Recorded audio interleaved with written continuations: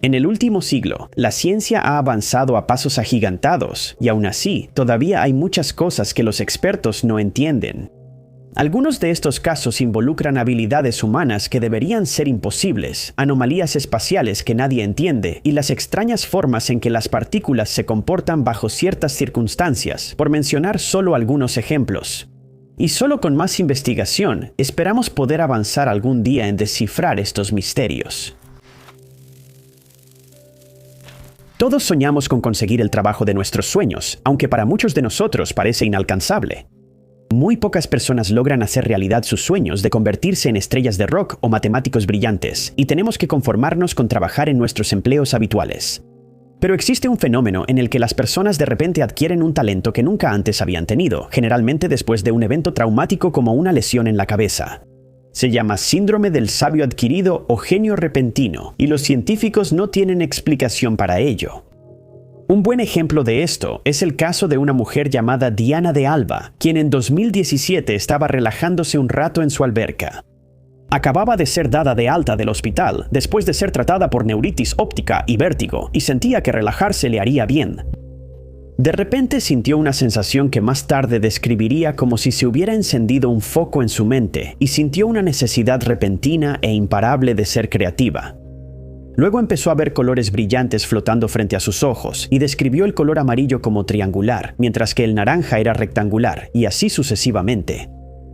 Las formas y colores le parecían tan reales a Diana que sentía que podía extender la mano y tocarlos, así que corrió de regreso a su casa. Allí, comenzó a pintar, y a pesar de nunca haber recibido entrenamiento en arte, produjo pinturas que dejaron atónitos a sus amigos y familiares. Pero el impulso de pintar nunca desapareció.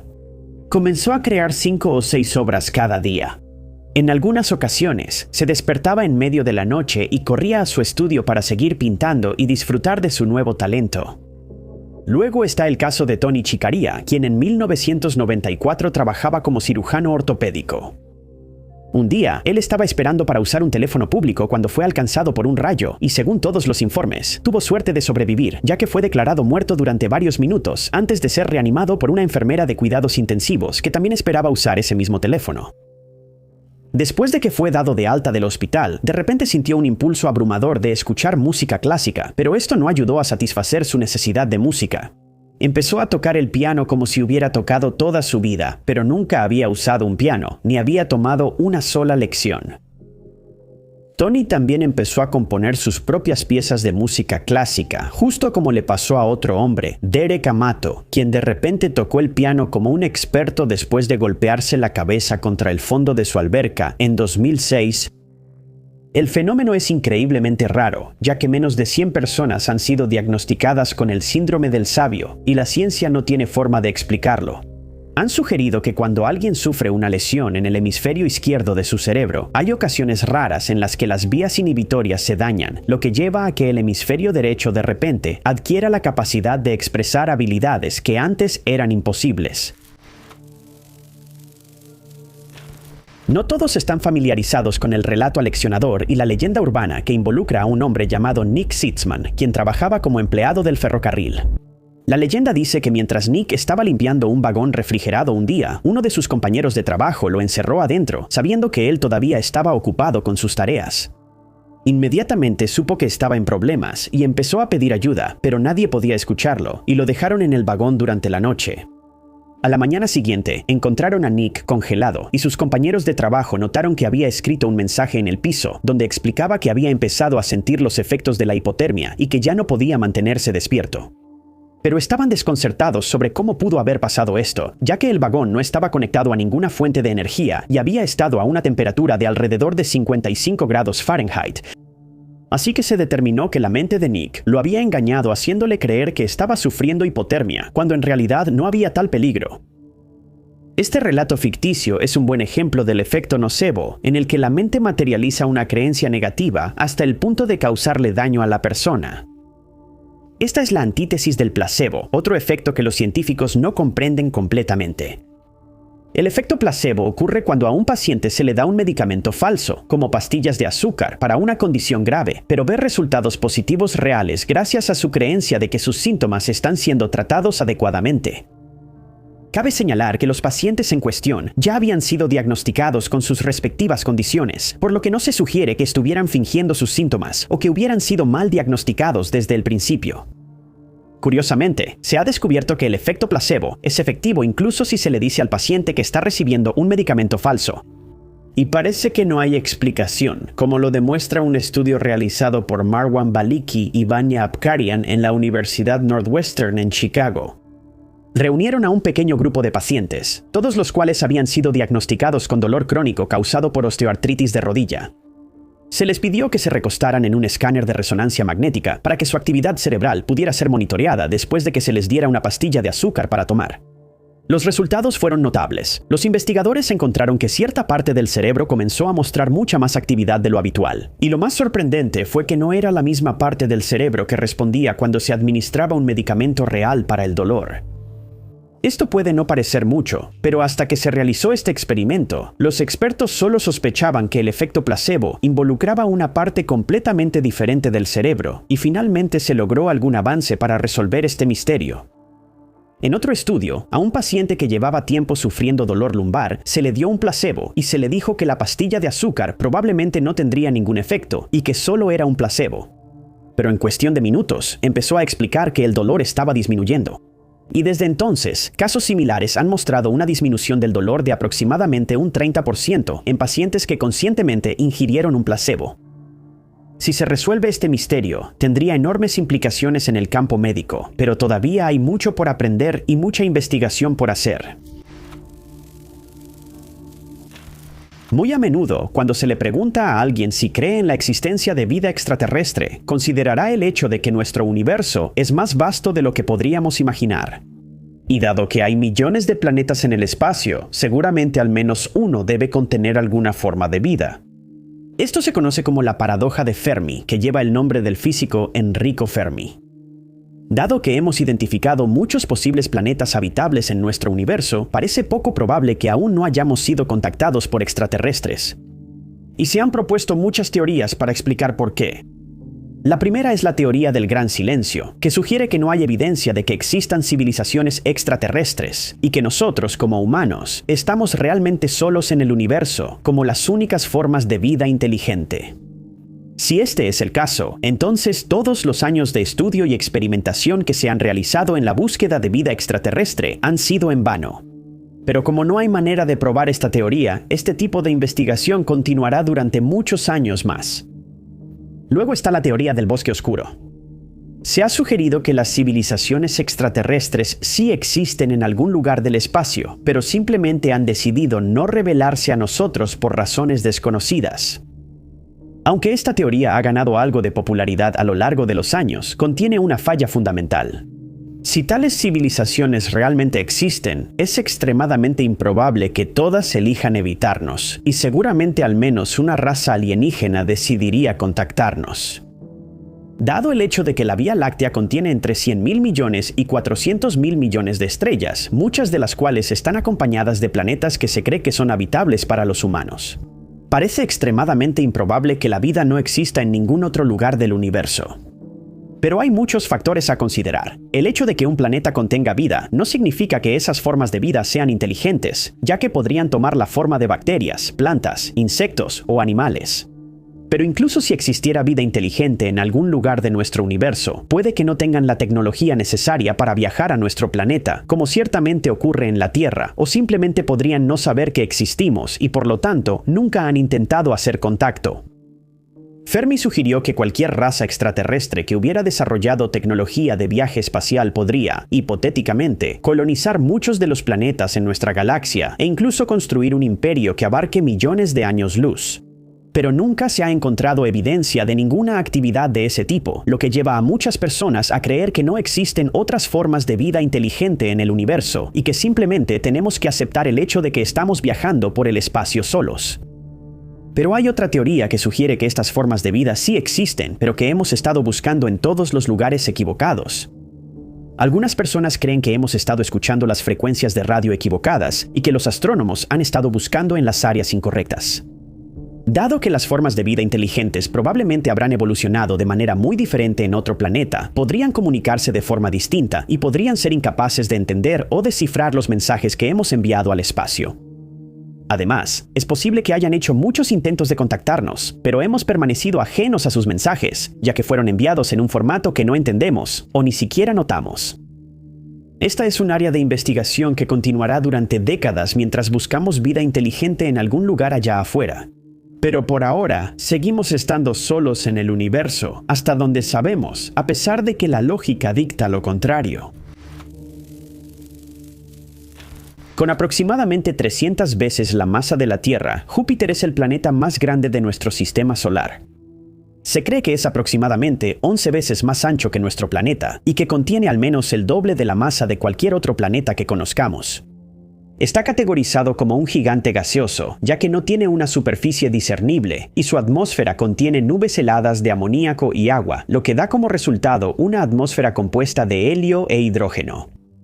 Todos hemos visto las imágenes espectaculares tomadas de Júpiter y podemos reconocer fácilmente las franjas naranjas que lo rodean. Estas se conocen como cinturones y los científicos han llamado zonas a las franjas de color claro. Se ha observado que las franjas naranjas giran en una dirección alrededor del planeta, mientras que las franjas más claras giran en la dirección opuesta. Su nombre proviene de la mitología romana, ya que Júpiter era conocido como el rey de los dioses hace mucho tiempo. Hasta donde los científicos han podido determinar, Júpiter no es propicio para la vida, ya que su atmósfera es extremadamente turbulenta y caótica. Se cree que sus temperaturas son demasiado extremas para que algo pueda sobrevivir allí, aunque una de sus lunas, Europa, ha sido identificada como uno de los lugares más probables para que la vida evolucione. Aunque los expertos han estudiado Júpiter extensamente desde que el astrónomo Galileo Galilei comenzó a hacer observaciones detalladas en 1610, hay al menos 2 misterios sobre la famosa mancha roja del planeta que no han podido resolver. La Gran Mancha Roja de Júpiter es un huracán masivo del tamaño de 2 tierras que ha estado azotando durante unos 150 años, aunque se ha sugerido que ha existido por mucho más tiempo. Se observó por primera vez en el siglo XVII, pero no hay manera de saber si la misma tormenta estaba ocurriendo hace siglos o si actualmente estamos estudiando una nueva. Se cree que las velocidades del viento en esta zona alcanzan aproximadamente 400 millas por hora y los expertos tienen dificultades para entender cómo una tormenta tan violenta puede existir durante tanto tiempo. Se ha sugerido que, como no hay una superficie que desacelere estos vientos, encuentran muy poca resistencia y por lo tanto, aparentemente nunca se quedan sin energía. Además, como es extremadamente difícil para nosotros observar la atmósfera inferior del planeta debido a las nubes arremolinadas que la oscurecen, eso significa que no podemos determinar los factores que contribuyen a esa tormenta desde abajo. El segundo misterio tiene que ver con el color de la Gran Mancha Roja. Los primeros observadores de Júpiter describieron la mancha como de color rosa salmón o violeta. Pero luego, a principios del siglo XIX, de repente cambió y empezó a describirse como rojo ladrillo. Después de esto, la Gran Mancha Roja comenzó a disminuir y se creía que la tormenta estaba desapareciendo, pero luego empezó a crecer de nuevo y se volvió aún más roja. Con el tiempo, la mancha comenzó a encogerse de nuevo y el color cambió al tono naranja que vemos hoy en día. Tampoco se sabe hasta qué profundidad llega la tormenta, así que es imposible decir de dónde obtiene su energía. Por lo que sabemos, la tormenta podría continuar durante otros 10.000 años, pero con más investigaciones, los expertos podrían algún día hacer una predicción más precisa. No todos los misterios científicos tienen que ver con extrañas habilidades humanas y anomalías espaciales. Algunos ocurren en nuestros hogares todos los días, como el efecto Mpemba que sigue desconcertando a la comunidad científica. El efecto fue descubierto por Erasto Mpemba en 1963, cuando tenía 13 años y vivía en su país natal, Tanzania. Un día, estaba intentando hacer helado casero para un proyecto escolar, cuando notó que la mezcla se congelaba mucho más rápido si la ponía en el congelador mientras aún estaba caliente, y que tardaba más en congelarse si primero llegaba a temperatura ambiente. Asombrado por lo que había aprendido, les contó a sus maestros sobre el descubrimiento, pero al principio no le prestaron mucha atención. Pero más tarde, la teoría fue probada por un maestro de física llamado Dr. Dennis Osborne, y él confirmó los hallazgos de Erasto. Juntos, escribieron y publicaron un artículo científico sobre el descubrimiento, que fue llamado el efecto Mpemba. Cabe señalar que Aristóteles mencionó el efecto en el año 350 a.C. y más tarde fue aludido por Francis Bacon y René Descartes, pero Erasto fue el primero en demostrar que realmente existía. Aristóteles, Bacon y Descartes tampoco pudieron explicar qué causaba el efecto, lo cual no es de sorprenderse, ya que los científicos aún no están seguros de por qué sucede esto. Desde entonces, muchos expertos han realizado experimentos en un esfuerzo por entender por qué el agua caliente se congela más rápido, pero sin éxito. Pero han propuesto algunas teorías para explicar qué causa el fenómeno, una de las cuales tiene que ver con la evaporación. Durante sus experimentos, Erasto y Osborn determinaron que la evaporación solo provoca que se pierda una pequeña cantidad de agua de los vasos que habían calentado. En ese momento, ya se sabía que el agua caliente se evaporaba más rápido que el agua fría, y sugirieron que esta pérdida de volumen podría explicar el efecto de congelación rápida. Pero descubrieron que solo alrededor del 30% del enfriamiento podía atribuirse a la evaporación, y concluyeron que tenía que haber una explicación diferente. La segunda teoría tiene que ver con el superenfriamiento, que es cuando el agua baja de su punto de congelación normal antes de empezar a solidificarse. El profesor James Brownrigg de la Universidad de Birmingham descubrió que cuando colocaba agua dentro de un recipiente antes de ponerlo en el congelador, casi siempre bajaba de su punto de congelación antes de convertirse en hielo, pero había algo más que eso. Descubrió que cuando colocaba agua caliente en el recipiente, no bajaba tanto de su punto de congelación antes de congelarse. Pero no pudo explicar por qué sucedía esto. Es otro efecto más que sigue frustrando a los científicos, ya que parece no haber una explicación lógica. Paramédicos, doctores y pacientes han descrito haber encontrado un fenómeno del que todos hemos oído hablar. La vida de alguien pasando ante sus ojos en los momentos previos a perder la vida. Estos relatos obviamente provienen de pacientes que fueron salvados por profesionales médicos, y muchos le han contado esta extraña experiencia a sus doctores, familiares y amigos. Pero hay otro fenómeno extraño que a veces ocurre durante este tipo de situaciones, cuando los pacientes se recuperan y cuentan que tuvieron una experiencia extracorporal que no podían explicar. Aunque la teoría no está comprobada de ninguna manera, se cree que cuando alguien experimenta que su vida pasa ante sus ojos, es gracias a que su cerebro está intentando salvarle la vida. Al darse cuenta de que están a punto de perder la vida, el cerebro revisa las experiencias que esa persona ha vivido en busca de una solución al problema. Algunas personas han descrito que de repente se dieron cuenta de que había una solución y pudieron salvar su propia vida, mientras que otras no tuvieron tanta suerte y solo pudieron describir el extraño fenómeno una vez que fueron resucitadas. Pero cuando se trata de experiencias extracorporales, las teorías que se han sugerido son mucho más ambiguas, ya que parece no haber una explicación lógica para ellas. La mayoría de nosotros somos conscientes de nuestra propia presencia dentro de nuestros cuerpos y vemos el mundo que nos rodea desde esa perspectiva. Pero durante una experiencia extracorporal, un paciente comienza a observar el mundo, incluyendo su propio cuerpo, desde una perspectiva diferente, como desde un punto más alto en una habitación, o incluso desde otra habitación completamente distinta. Cuando se recuperan de una experiencia así, normalmente dicen que sintieron como si su conciencia hubiera salido de su cuerpo por un periodo de tiempo, durante el cual solo podían observarse a sí mismos y a quienes los rodeaban desde fuera de su cuerpo. La mayoría describe una extraña sensación de estar flotando, como si se hubieran vuelto completamente ingrávidos. Entonces podían ver lo que estaba sucediendo en la habitación a su alrededor, ya sea desde lo alto o desde una parte completamente diferente de la habitación. Y es comprensible porque muchas personas creen que este es el momento en que el alma de una persona abandona su cuerpo.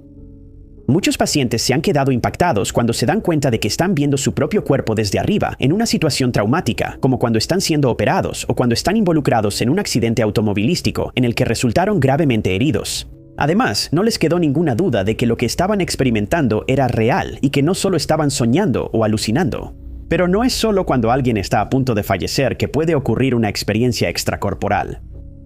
Algunas personas que sufren de epilepsia han informado haber tenido este tipo de experiencias mientras están en medio de una convulsión y afirmaron que normalmente no duran mucho tiempo. Se cree que solo alrededor del 5% de las personas tendrán una de estas experiencias en su vida, aunque ese número podría ser mayor ya que no todos estos incidentes se reportan a la comunidad médica. Una mujer afirmó que cuando tenía 19 años tuvo una experiencia extracorporal que duró aproximadamente 2 horas. Ella pudo moverse por el mundo libremente al ritmo que eligiera y eventualmente sintió una especie de unidad con el universo, mientras que su individualidad parecía desaparecer. Es un fenómeno que quizás nunca entendamos completamente, pero los científicos seguirán investigando el fenómeno de todos modos. Otro fenómeno extraño que los científicos no pueden explicar es la sinestesia. Es cuando una persona ve un sonido, un número o incluso una cierta textura como un color y se cree que afecta entre el 2 y el 4% de la población. Esto se considera un tipo de cruce sensorial, ya que algunas personas han descrito que pueden saborear colores o incluso sentir sonidos de una manera que la mayoría no puede. Los pacientes han descrito la sensación como desconcertante, ya que sienten que su cerebro está enviando señales equivocadas, activando dos sentidos en lugar de solo el que corresponde, mientras que otros que lo experimentan no sienten ningún efecto negativo. En personas que nunca han experimentado sinestesia, el funcionamiento normal del cerebro es el siguiente. Cuando ven, oyen, tocan, huelen o prueban algo, ese sentido envía una señal al cerebro describiendo lo que encontró. Esto podría significar que un sonido era particularmente fuerte, agudo o que algo olía dulce. Esa señal es recibida por el cerebro, después de lo cual la procesa en una sensación comprensible. El cuerpo entonces puede reaccionar a lo que está sucediendo, como presionar el pedal del freno de un auto para detenerse en un semáforo en rojo o cubrirse los oídos con las manos al escuchar un fuerte aullido. Pero en las personas que experimentan sinestesia, este proceso ocurre de manera un poco diferente. Ellos experimentan el mismo proceso, pero con un sentido adicional incluido. Por lo tanto, pueden ver la música, las texturas, los números o incluso los sabores y olores como un cierto color. La mayoría experimenta esto como un proceso interno y solo lo ven en su mente, pero otros ven físicamente los colores como si flotaran frente a ellos. Aunque el fenómeno ha sido ampliamente reportado por personas sin problemas médicos, también puede convertirse de repente en parte de la vida de alguien después de que experimentan un trauma. En un estudio de caso, un hombre de 66 años tuvo una experiencia así. Después de haber sufrido una lesión cerebral traumática, el hombre le dijo a su doctor que de repente podía empezar a ver colores frente a él mientras escuchaba y escribía composiciones de música clásica. Nunca había experimentado esto antes y le sorprendió gratamente. Esto se conoce como sinestesia visual y sonora, y sus doctores determinaron que él estaba experimentando una versión particularmente vívida de este fenómeno. Los efectos solo durarían alrededor de 4 meses. Después de eso, sus sentidos volvieron a la normalidad y no se encontró ninguna explicación. Los investigadores también han descubierto que la sinestesia nunca ha sido reportada por una persona ciega de nacimiento, es decir, alguien que nació sin la capacidad de ver. Esto ha llevado a la teoría de que la visión debe estar presente para que alguien desarrolle el fenómeno. El primer informe conocido de sinestesia data de 1812, cuando George Tobias Ludwood Sachs encontró a alguien que veía colores conectados a más de uno de sus sentidos. Luego, en 1872, una niña de 8 años comenzó a explicar lo que podía ver y lo describió como palabras de colores. Ella había asumido que así era como todos veían las palabras y el mundo que los rodeaba, y se sorprendió al descubrir que no era así. Su doctor nunca había oído hablar de esto antes, y solo más tarde se revelaría que ella estaba experimentando sinestesia. Además, se ha sugerido que la sinestesia podría ser congénita, ya que en algunos casos se ha observado en personas de las mismas familias. También se ha relacionado con una mayor inteligencia, una naturaleza más creativa y una mejor retención de la memoria en quienes la experimentan, profundizando aún más este misterio. Los agujeros negros, como fueron observados y descritos por primera vez por los astrónomos británicos Paul Merton y Louis Webster, se encuentran entre los fenómenos o regiones más aterradores del espacio. Aunque sabemos muy poco sobre ellos, sí sabemos que son extremadamente peligrosos y que pueden devorar las estructuras más grandes jamás descubiertas, como planetas e incluso soles. Cualquier materia que se acerque demasiado a un agujero negro caerá en él, gracias a la inmensa fuerza gravitatoria que existe a su alrededor. Ni siquiera la luz puede pasar por un agujero negro sin ser absorbida, y por eso es comprensible que los científicos no tengan idea de cómo funcionan o qué hay en su centro y más allá. La frase agujero negro es algo engañosa al describir uno de estos fenómenos aterradores, ya que en realidad no son agujeros. En cambio, son áreas en el espacio que han acumulado una cantidad inimaginable de materia que ha sido comprimida de forma extrema. Y por lo tanto, con el tiempo, la gravedad que se genera no puede ser superada por nada, sin importar qué tan grande, pequeño, caliente o frío sea. Lo que ha dejado perplejos a los científicos durante décadas es lo que hay en el centro de un agujero negro. Creemos que se forman cuando una estrella masiva llega al final de su vida y comienza a colapsar bajo su propia gravedad. Esto da como resultado una supernova cuando el núcleo de la estrella colapsa y el material estelar se comprime aún más en un solo punto denso. Luego se forma en una región del espacio con una gravedad tan intensa que nada puede escapar de ella. Algunos agujeros negros contienen la masa de una sola estrella, mientras que otros contienen la masa de miles de millones. El área alrededor del punto único comprimido se conoce como el horizonte de sucesos. Y una vez que cualquier pedazo de materia cruza esta área, no puede evitar caer de regreso en el agujero, sin importar las circunstancias. Aún más aterrador es el hecho de que los agujeros negros siempre buscan expandirse, y para lograrlo, consumen cada pedazo de materia que encuentran mientras vagan por el cosmos. Cada vez que un objeto grande, como una estrella, es absorbido por un agujero negro, se forma lo que se llama un disco de acreción. Este es un anillo de material brillante que se forma gracias a la intensa gravedad del agujero negro, lo cual es resultado de una cantidad inimaginable de fricción que genera calor y luz. Cuando esto sucede, el agujero negro aumenta de tamaño, y el proceso es algo que ocurre constantemente. Los astrónomos han identificado 3 tipos diferentes de agujeros negros y los han descrito de la siguiente manera. Los agujeros negros de masa estelar, los más comúnmente observados, se forman cuando las estrellas colapsan sobre sí mismas, y estos se han detectado en nuestra propia galaxia. Los agujeros negros supermasivos se han observado en el centro de algunas galaxias, y pueden contener masas miles de millones de veces mayores que la de nuestro Sol. Aún se desconoce si se forman de la misma manera que los agujeros negros de masa estelar, pero la teoría principal es que se forman por agujeros negros que colisionaron en algún momento. Por último, los científicos han especulado sobre la existencia de agujeros negros primordiales. Se cree que estos se formaron poco después de que ocurrió el Big Bang, pero como nunca se han visto, siguen siendo teóricos. Uno de los mayores misterios de la física es lo que sucede en el centro de un agujero negro. Sabemos que cualquier materia que sea absorbida por él nunca podrá escapar, pero lo que encuentra en la singularidad sigue siendo un misterio que quizá nunca se resuelva. Dormir y soñar son 2 temas fascinantes que los neurocientíficos les cuesta entender. Nunca se ha encontrado una razón definitiva para explicar por qué dormimos, aunque se cree que nuestro cerebro se limpia de desechos metabólicos, las células se reparan y nuestros recuerdos se consolidan mientras dormimos. Sin embargo, estas siguen siendo solo teorías y no ofrecen ninguna explicación de por qué a veces soñamos mientras ocurre este proceso. Algunos de los filósofos y científicos más famosos han intentado llegar al fondo de este misterio, pero lo mejor que pudieron hacer fue proponer algunas teorías para explicar el propósito de los sueños. El primer estudio real sobre el propósito de los sueños fue realizado por Mary Calkins, la primera mujer en la historia en cumplir con todos los requisitos para obtener un doctorado con distinción en la Universidad de Harvard. Su investigación comenzó con la naturaleza de la memoria humana, pero en 1887 se convirtió en instructora de psicología y filosofía y empezó a mostrar interés en los sueños.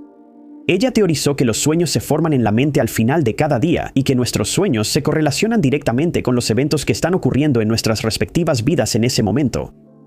Esto se conoce como la hipótesis de la continuidad, y a partir de ahí comenzó a explorar el tema de manera más profunda. Comenzó a analizar la correlación entre la conciencia y los sueños. Y aunque reconoció que no todos los sueños siguen este patrón, ya que pueden ser muy extraños y sin sentido, sintió que son una continuación de nuestras horas de vigilia que, en cambio, ocurren en nuestra mente. El debate sobre la precisión de su investigación y la de Sigmund Freud sigue siendo muy discutido hoy en día, ya que la investigación realizada por Calkins y Freud es directamente contradictoria.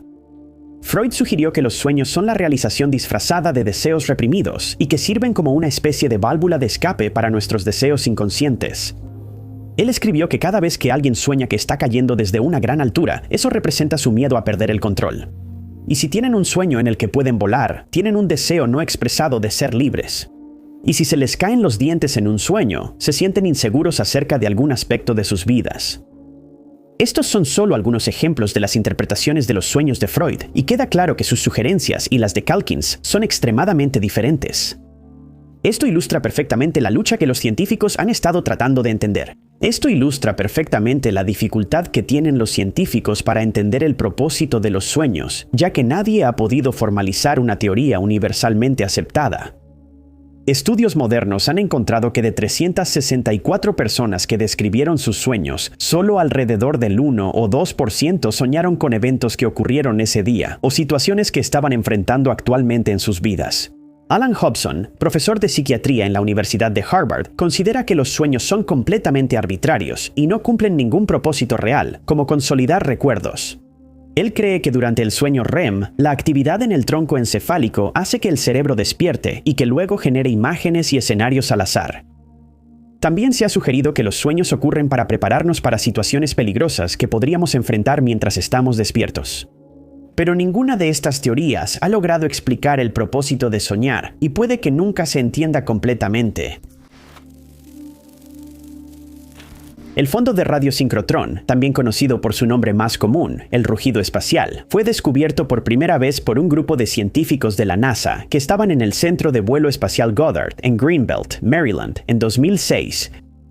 El equipo, dirigido por Alan Kogat, había lanzado un instrumento transportado por globo llamado radiómetro absoluto, siglas de cosmología, astrofísica y emisión difusa, o ARCADE para abreviar, en un esfuerzo por estudiar más a fondo el espectro de fondo cósmico de microondas a frecuencias más bajas.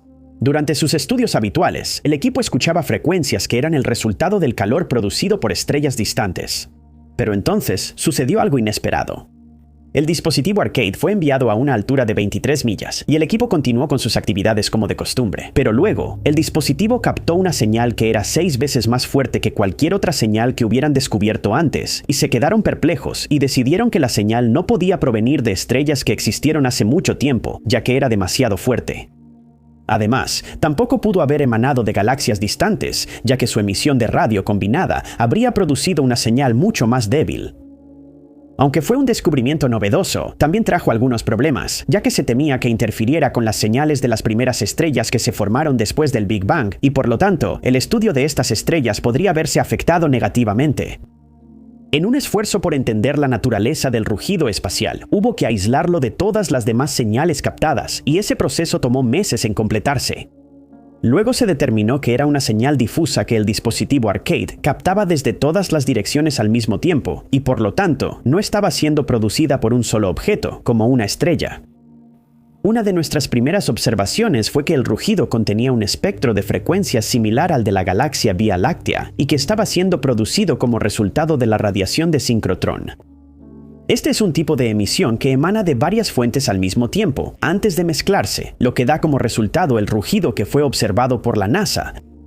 Pero desde que se hizo este descubrimiento, los científicos se han esforzado por identificar el origen de la señal, lo cual ha resultado ser una tarea imposible. Esto se debe a que el rugido espacial resulta de partículas cargadas de alta energía que viajan casi a la velocidad de la luz, lo que hace que se desplacen en trayectorias curvas al encontrarse con campos magnéticos, por lo que sus trayectorias originales siguen siendo desconocidas. Además, dado que cada fuente contiene la misma frecuencia como se mencionó antes, es prácticamente imposible diferenciarlas y determinar su origen. También sigue siendo desconocido si las fuentes de las señales difusas se encuentran dentro de nuestra galaxia o más allá de ella. Se han propuesto teorías para ambos escenarios, y se ha encontrado que ambas tienen cierto mérito, pero cada una también contiene fallas. Quienes creen que el rugido proviene de galaxias distantes argumentan que su señal es diferente de las que se encuentran en la Vía Láctea. Por otro lado, los expertos que sostienen que se origina dentro de la Vía Láctea consideran que no hay suficientes galaxias más allá de la nuestra para explicar por qué el rugido es 6 veces más fuerte de lo esperado. Argumentan que si la señal hubiera viajado desde galaxias distantes, estas estarían muy juntas, lo cual no es el caso. Y por ahora, hay muy pocas respuestas para explicar este rugido espacial, y solo el tiempo dirá si el misterio alguna vez será resuelto. Muchas gracias a todos por vernos. Si les gustó este video, asegúrense de darle like. Además, no olviden suscribirse y activar la campanita de notificaciones para estar al tanto de todos nuestros futuros videos. Mi nombre es Top 5 Unknowns y los veo en el próximo video.